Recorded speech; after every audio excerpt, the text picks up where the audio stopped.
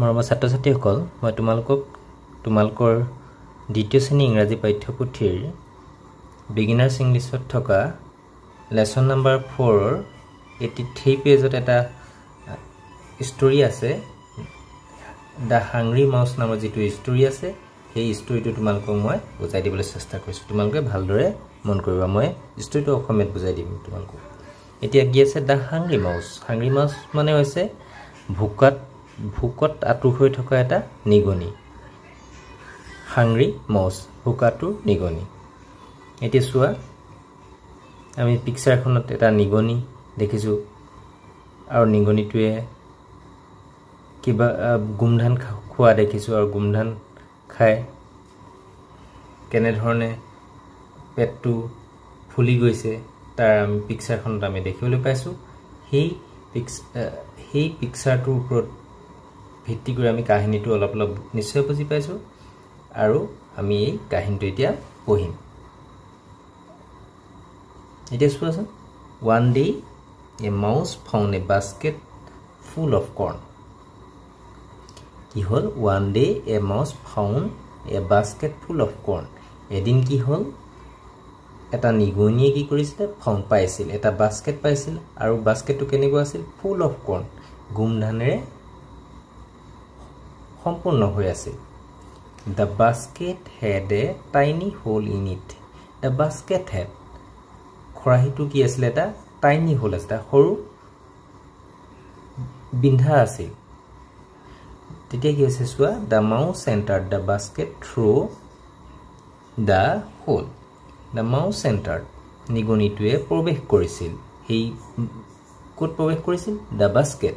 খৰাহিটো through the hole এই সৰু জিটো tiny জিটো ফুটা আছিল সেই ফুটাটোৱেদি প্ৰৱেশ কৰিছিল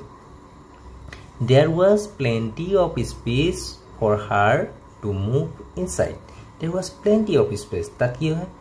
বহুত ঠাই আছিল স্পেস আছিল for her তাই কাৰণে to move inside. এই বাস্কেটৰ ভিতৰত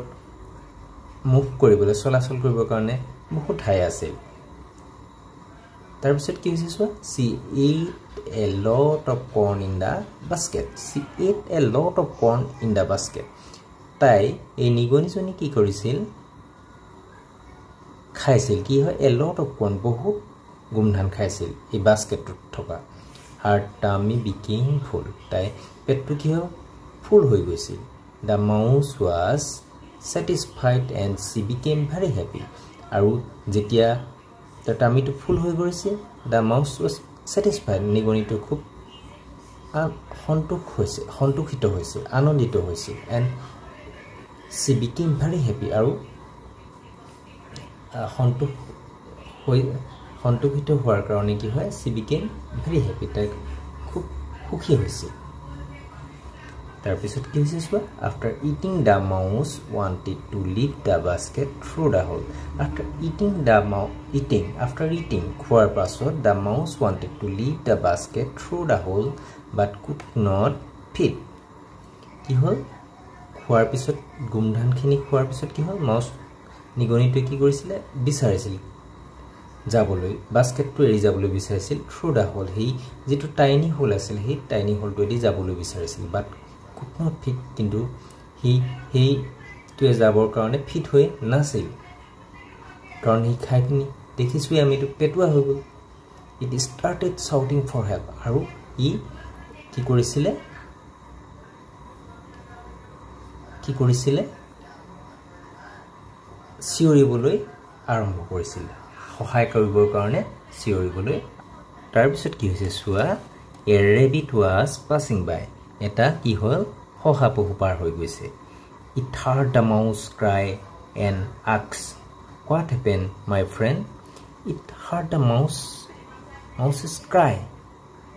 ই কি শুনিছিল নিগনিটোৰ চিঞৰ শুনিছিল and asked আৰু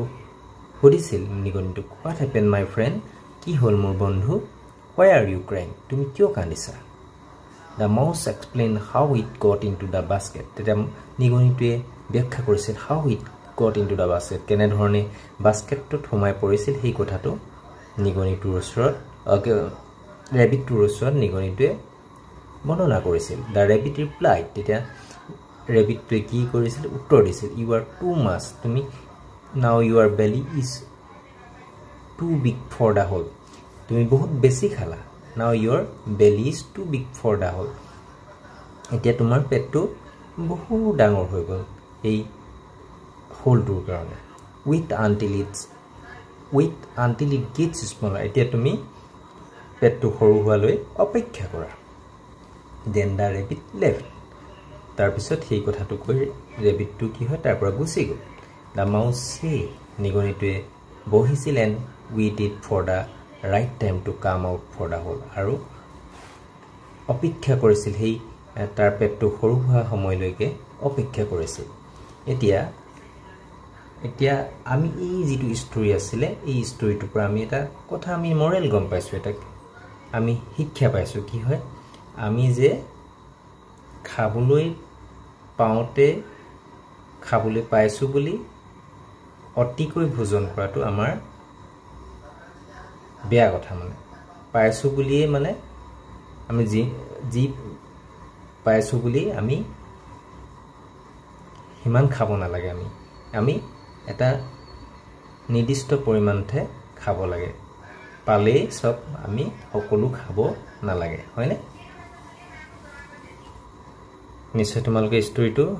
বুজি পালা আজি পাঠ ইমানতে সামৰিছোঁ পুনৰ অন্য এটা পাঠৰ সৈতে পুনৰ লগ হ'ম ধন্যবাদ